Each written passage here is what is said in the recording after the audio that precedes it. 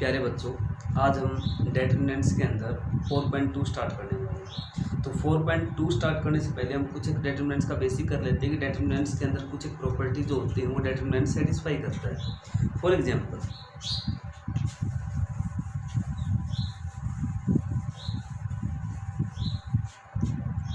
हमें पता है कि ये कोई मैट्रिक्स है।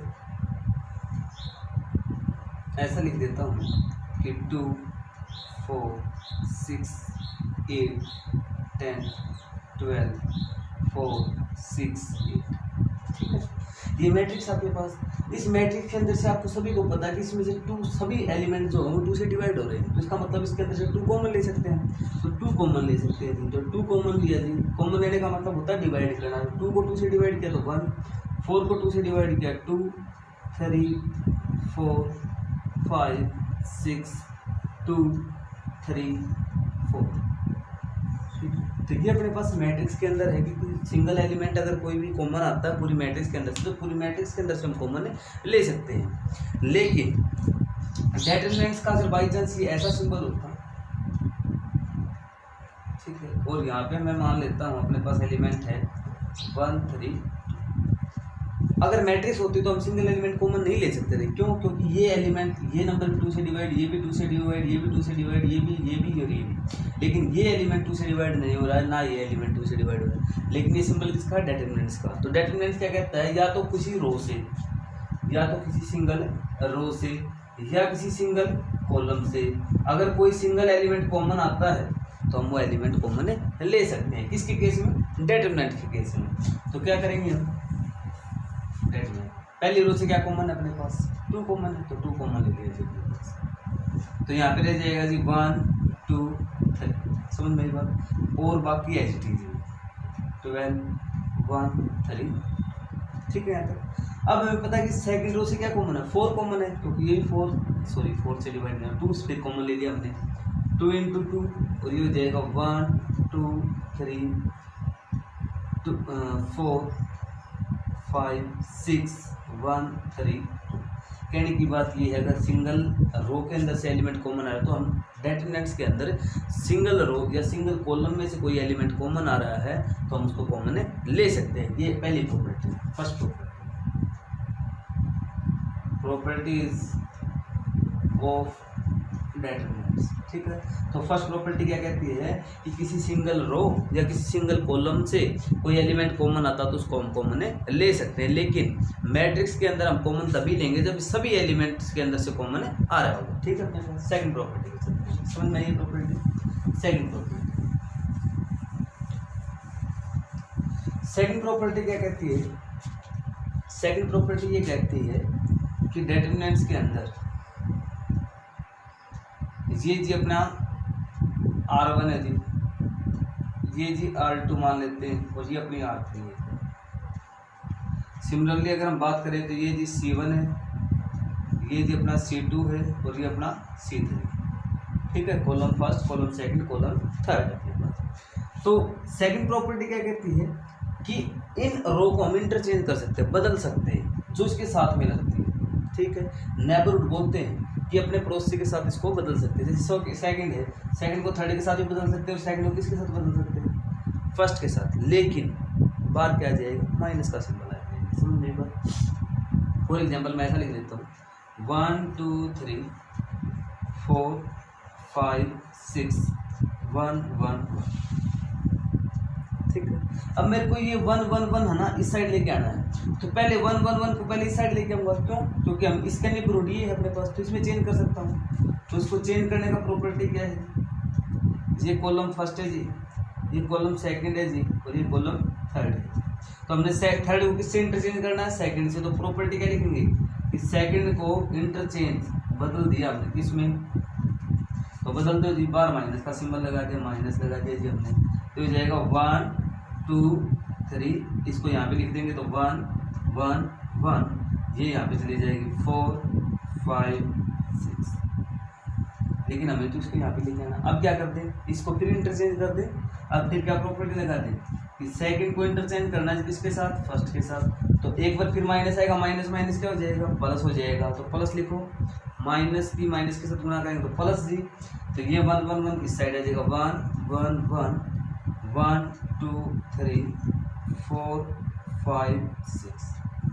बात समझ में आई कि जैसे ही अपने पास ये नेबरहुड इंटरचेंज कर सकते हैं हम रो या कॉलम को, जब भी हम इंटरचेंज करेंगे तो बाहर क्या लगाएंगे, माइनस लगाएंगे।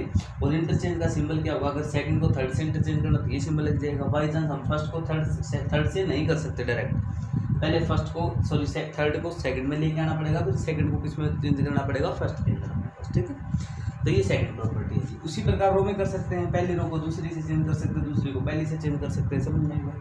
चलो तीसरी प्रॉपर्टी, ये आपने बेसिक की कॉपी के अंदर सारी प्रॉपर्टी लिखनी है। ठीक है, आगे चलते हैं।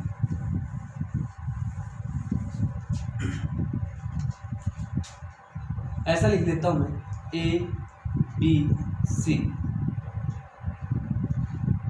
D E F A X B Y C Z plus D plus E plus F। बात समझ में आई। अब इस प्रॉपर्टी, तीसरी प्रॉपर्टी क्या कहती है जब, तीसरी प्रॉपर्टी कहती है अगर बीच में ये अपने पास फर्स्ट कॉलम है C1 C2 और ये C3। ठीक, तो इसका कहने का मतलब ये है कि जैसे ही प्लस का सिंबल है, ये रो तो एज इट इज रहेंगी, ये जो प्लस से पहले वाली है और प्लस के बाद वाली है, ये इनके साथ अलग अलग हो जाएंगे। कहने की बात ये है, इसको मैं ऐसा लिख सकता हूँ कि A B C D E F। Plus से पहले अपने पास क्या है, AX B Y C Z। इसको ऐसा लिख दिया, बीच में किसका सिंबल है, प्लस का, तो यहाँ प्लस लिख दिया। यहाँ पे सिंबल की बात करें, प्लस है तो प्लस, माइनस है तो माइनस।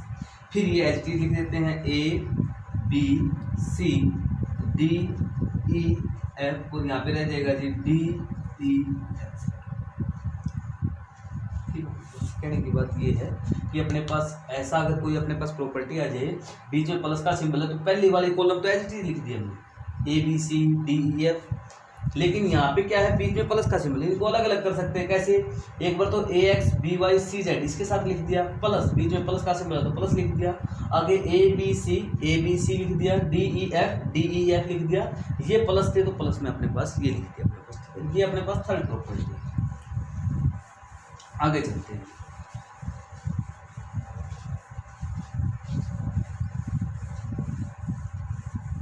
साथ साथ में बेसिक बताएंगे, साथ साथ में क्वेश्चन करेंगे। फोर्थ प्रॉपर्टी है, if two row are identical then value of determinants is zero. इस बात को समझते हैं। अगर दो रो एक जैसी हैं, अगर दो रो क्या है, एक जैसी, आइडेंटिकल का मतलब है सेम।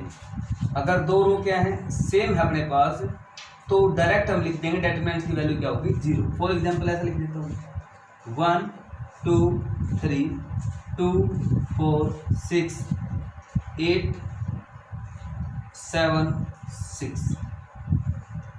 ठीक है, अब इसमें से हमें पता है कि सेकंड रो के अंदर से क्या कॉमन आ सकता है, 2 कॉमन हो सकता है, क्योंकि डेटरमिनेंट्स की प्रॉपर्टी है कि किसी सिंगल रो जैसे कि किसी सिंगल कॉलम के अंदर से हम सिंगल एलिमेंट को कॉमन ले सकते हैं।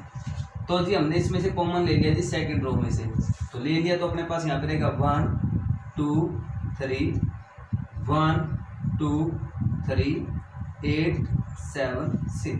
अब मैंने क्या बताई property, if two row are identical, अगर दो रो एक जैसी है, एक रो एक जैसी है, 1 2 3 1 2 3, तो इस डेटरमिनेंट की वैल्यू डायरेक्ट क्या आ जाएगी, जीरो। तो 2 × 0 हो जाएगी, डेटरमिनेंट की वैल्यू जीरो होगी, 2 की 0 के साथ मल्टीप्लाई करेंगे आंसर क्या आ जाएगा, जीरो। बात समझ में आई।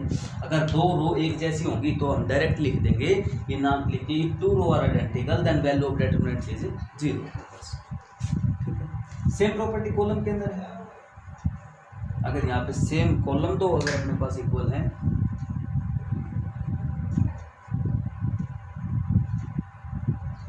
ठीक है, ये अपने पास कॉलम के लिए ना,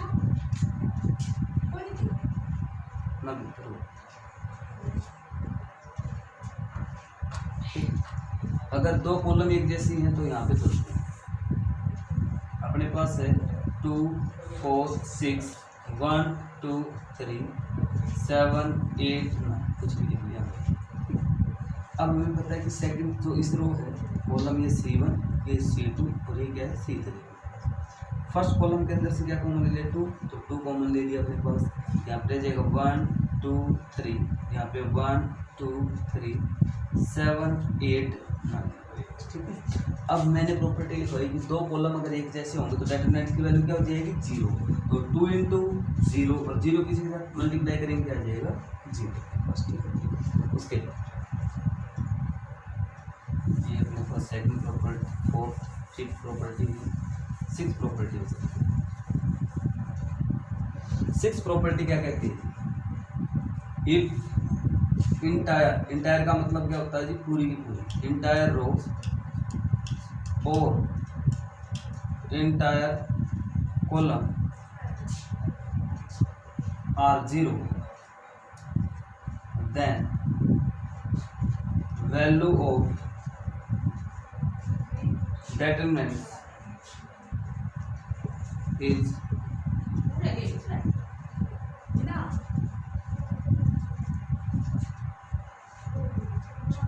if entire row and entire columns are 0। अगर पूरी की पूरी या तो रो या पूरी की पूरी कॉलम अगर 0 है तो डेटरमिनेंट की वैल्यू क्या आ जाएगी 0। फॉर एग्जांपल ऐसा लिख देता हूँ 1 2 3 4 5 6 0 0।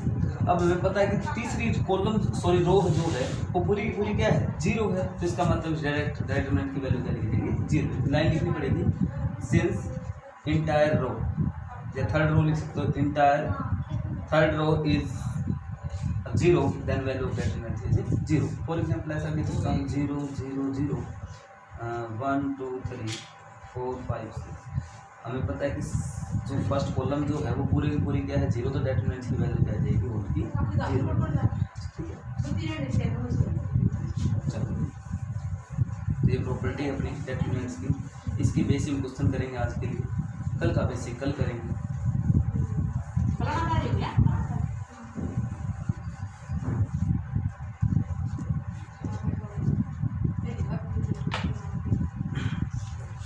फर्स्ट क्वेश्चन देखिए, फर्स्ट क्वेश्चन क्या अपने पास 4.2 जो आज बेसिक है उसी की बेस क्वेश्चन। ये प्रॉपर्टी आपको रिमेंबर होनी चाहिए। पहली प्रॉपर्टी हमने क्या पढ़ी है, पहली प्रॉपर्टी हमने पढ़ी है कि पूरी की पूरी रो या पूरी की पूरी कॉलम के अंदर से हम सिंगल एलिमेंट को कॉमन ले सकते हैं। सेकंड प्रॉपर्टी हमने पढ़ी है कि पूरी की पूरी कॉलम के अंदर से भी हम सिंगल एलिमेंट कॉमन ले सकते हैं। उसके बाद हमने पढ़ा था कि अगर बीच में प्लस का सिंबल है तो अलग अलग कर सकते हैं, माइनस का सिंबल तो भी हम अलग अलग कर सकते हैं। थर्ड प्रॉपर्टी हमने पढ़ी थी अगर पूरी की पूरी रो सॉरी अगर दो रो एक जैसी है तो भी डेटरमिनेंट की वैल्यू 0, या पूरी की पूरी कॉलम दो इक्वल है तो भी डेटरमिनेंट की वैल्यू 0। पांचवी प्रॉपर्टी हमने पढ़ी थी कि पूरी की पूरी अगर रो पूरी की पूरी रो अगर 0 है, ठीक है, तो भी डेटरमिनेंट की वैल्यू पूरे पूरे कॉलम अगर 0 है तो भी डेटरमिनेंट की वैल्यू क्या होगी 0, ठीक है।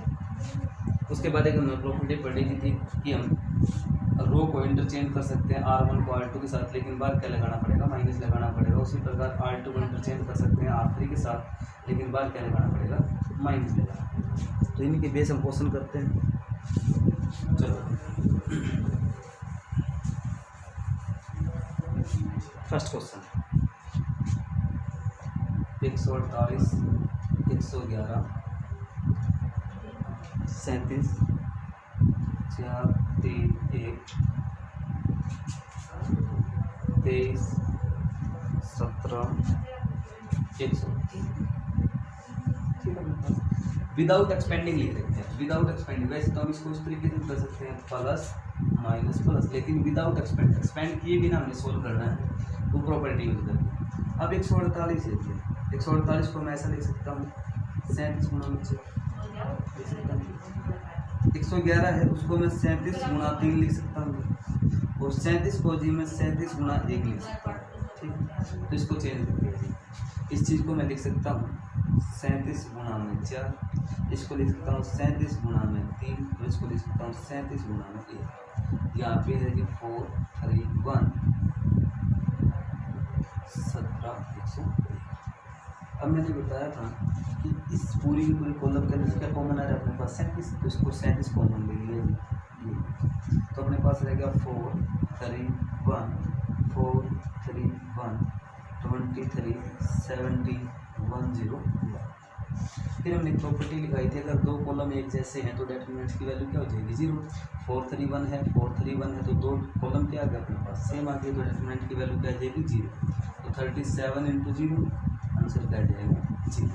ठीक है, इसमें हमने प्रूव करना था कि without expanding prove that this determinant is Venice. Venice का मतलब क्या होगा, जिसके डेटरमिनेंट की वैल्यू 0 आ जाए उसको हम कौन सा मैट्रिक्स बोलते हैं, वेनिस मैट्रिक्स या सिंगुलर मैट्रिक्स।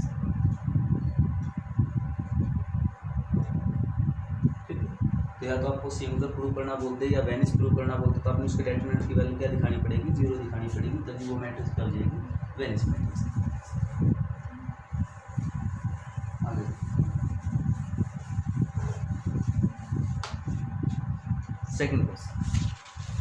सेकंड क्वेश्चन अपने पास 2 3 4 5 6 8 6x 9x 12x।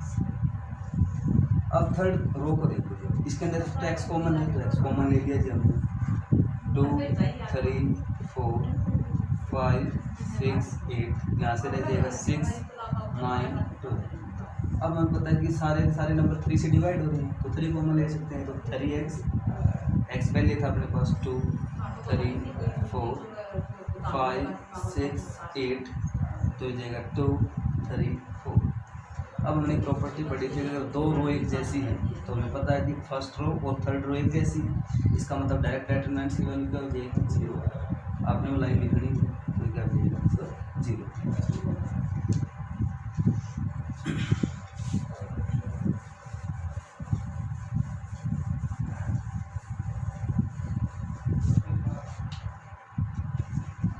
आगे 2 2 A B C A B C A B C A B C line लिखोगे।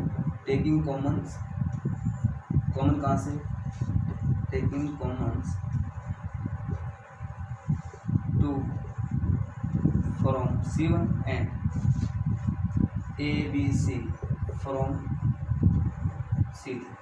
मतलब कहने की बात ये है कि 2 तो हमने कहाँ से कॉमन ले लिया फर्स्ट कॉलम से, और ए बी सी कहाँ से ले लिया थर्ड कॉलम से, तो 2 ABC हो जाएगा बात, यहाँ पे हो जाएगा 1 1 1 2 कॉमन लेने के बाद A B C यहाँ पे 1 1 1। अब हमने प्रॉपर्टी पढ़ी थी कि अगर दो कॉलम एक जैसे हैं तो डेटरमिनेंट्स की वैल्यू क्या हो जाएगी 0, तो 2ABC × 0 तो आंसर क्या जाएगा 0। फोर्थ पार्ट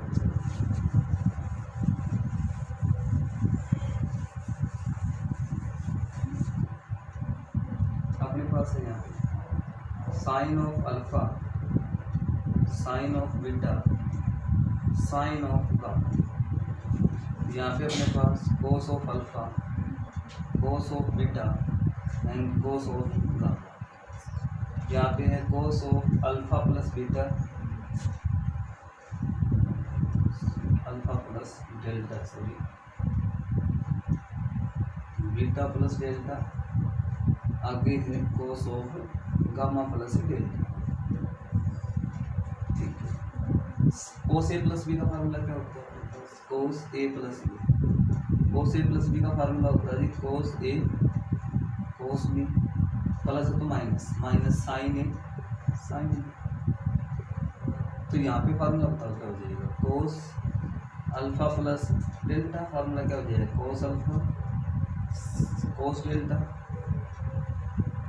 ठीक है, minus sign alpha sine delta. तो सारी की सारी वैल्यू चेंज करो, यहाँ पे क्या करोगे साइन अल्फा, बीच में माइनस है तो अलग अलग कर सकता हूँ, डायरेक्टली लिख देता हूँ sine alpha sine of beta sine of gamma, cos alpha cos beta cos gamma. ये इसके साथ लिख देता हूँ cos alpha cos delta cos beta cos delta cos gamma cos beta. बीच में माइनस आएगा यहाँ पे तो माइनस लिख दिया। यहाँ पे sine alpha sine of beta sine of gamma cos of alpha cos of beta and cos of gamma. यहाँ पे हो जाएगा sine alpha sine delta sine beta sine delta sine of gamma sine of delta. अब यहाँ से हम क्या common ले सकते हैं, कोस डेल्टा इसके अंदर भी है, कोस डेल्टा इसके अंदर भी है, कोस डेल्टा इसके अंदर, तो इसके अंदर से कॉमन ले लिया हमने, ये हो जाएगा कोस ऑफ डेल्टा। अब यहाँ पे देखो दो कॉलम अपने पास क्या है, एक जैसे कोस alpha cos beta cos gamma तो डेटर्मिनेंट की वैल्यू क्या हो जाएगी 0 0 इंटू समथिंग माइनस, यहाँ से क्या कॉमन ले लिया sine of delta, sine delta common ले लिया, तो यहाँ पे sine alpha sine delta common ले लिया जी हमने, साइन डेल्टा कॉमन ले लिया।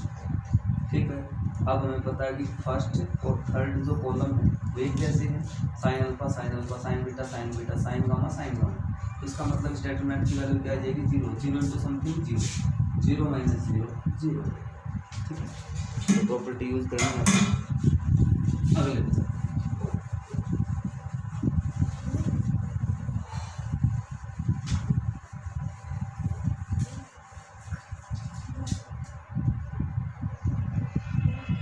अगले के पास A B C P Q R AX plus BY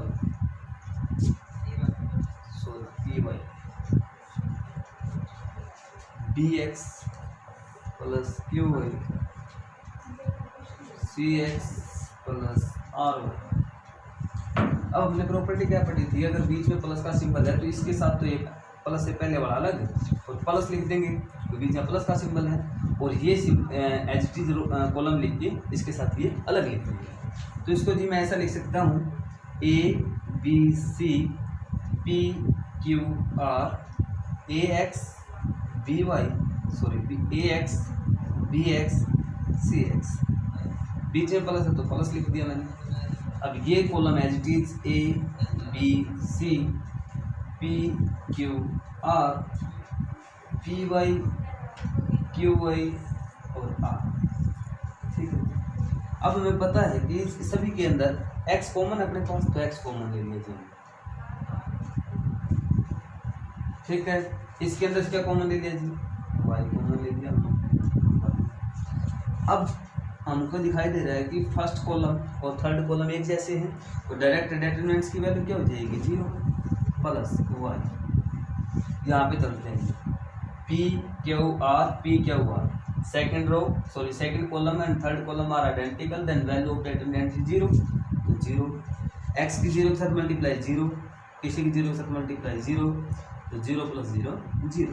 ठीक है, तो फर्स्ट क्वेश्चन आपका जितनी प्रॉपर्टी थी वो हमने कर ली है।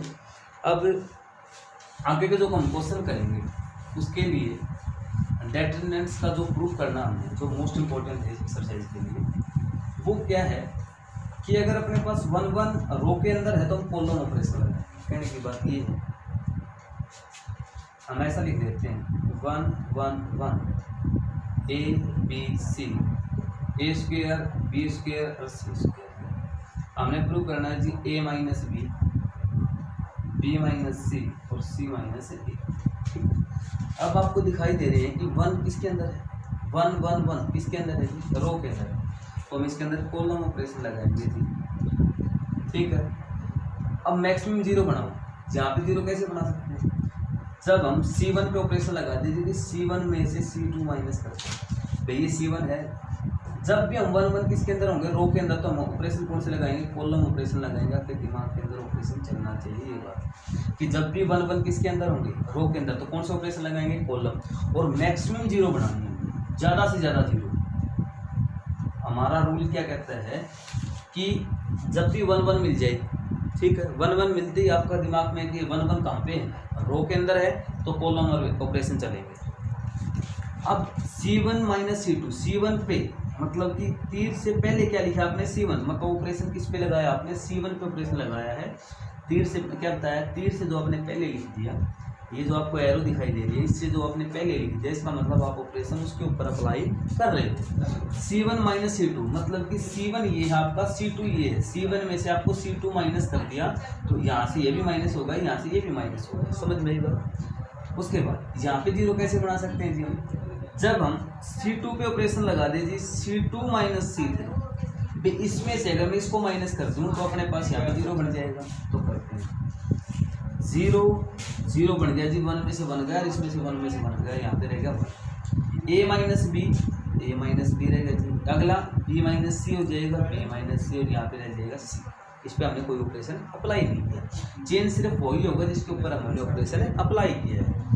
अब आगे चलते हैं जी, इसमें हमने ऑपरेशन क्या लगा था, ए स्क्वायर माइनस बी स्क्वायर, यहाँ पे बी स्क्वायर माइनस सी स्क्वायर, और यहाँ पे क्या हो जाएगा सी स्क्वायर।